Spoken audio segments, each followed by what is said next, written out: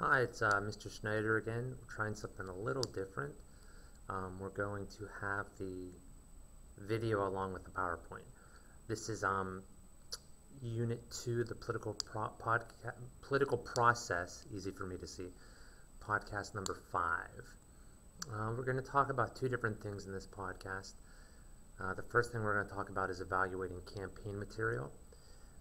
There's all sorts of different material. There's speeches, there's advertisements, there's stuff you get in the mail. And the first thing you need to be able to do is separating fact from opinion. I'm hoping that as an 8th grader, you know the difference between a fact and an opinion. Fact is something you can prove. The capital of the United States is Washington, D.C. An opinion is something that you think. So, for example, you could have the opinion, and it's not my opinion, not saying it isn't, not saying it is, you could have the opinion that Ralph Nader would make a better president than Barack Obama. Okay? So fact, something you can prove. Opinion, something you think. The second thing you need to be able to do is to detect bias.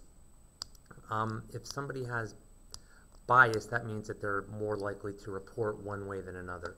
I was just reading an article where a gentleman asserted that the Chicago Sun-Times has a bias against the Chicago Police Department because of the way they report actions. A lot of times you'll hear people claim that the media is biased either for liberals or for conservatives.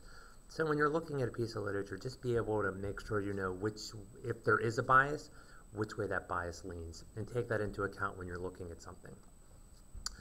Going along with that, you need to be able to evaluate sources and identify propaganda. We'll talk about specific propaganda techniques, but when you're looking at something, like when you get something in the mail, an advertisement in the mail for one of the candidates, you need to know where it's coming from.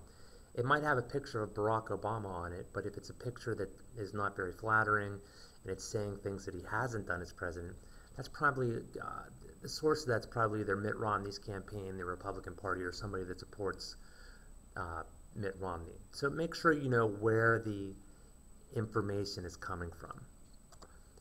All right, so let's talk about the mass media's role in elections. The mass media plays a very important role. I'm sure last night many of you watched the debate. It was on a number of channels. The moderator was from PBS.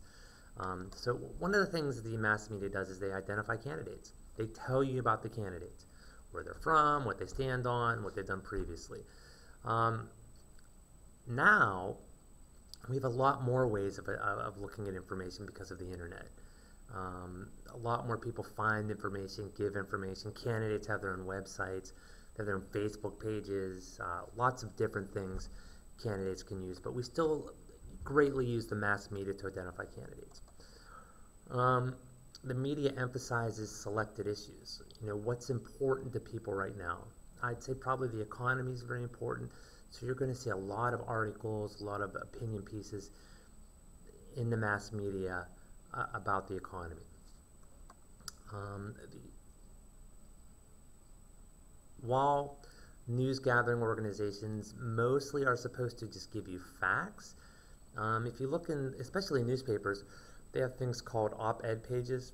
I believe the Washington Post calls it Outlook, where they hire writers to give their opinions about different subjects. Another thing that they use is political cartoons. Political cartoons are a great source. You learned about those last year when you were talking about political machines, Boss Tweed, the ones that Thomas Nash used against him. But newspapers will give you their opinions. So they're supposed to put them in that one section so you know that they are opinion. They also write editorials. One thing that papers do is they endorse a candidate. I don't know if it has the same meaning it did 20, 25, 40, 50 years ago, but as we get closer to election day, the Washington Post and the Washington Times and the New York Times and all these newspapers will give you the candidate they think should be president. They will endorse a candidate. So yeah, keep an eye out for that. So while the mass media gives you lots of information, there are times where it is appropriate for them to give you their opinion. And then finally, they're supposed to broadcast different points of view. So in that opinion page, opinion section of newspapers should be liberal points, should be conservative points.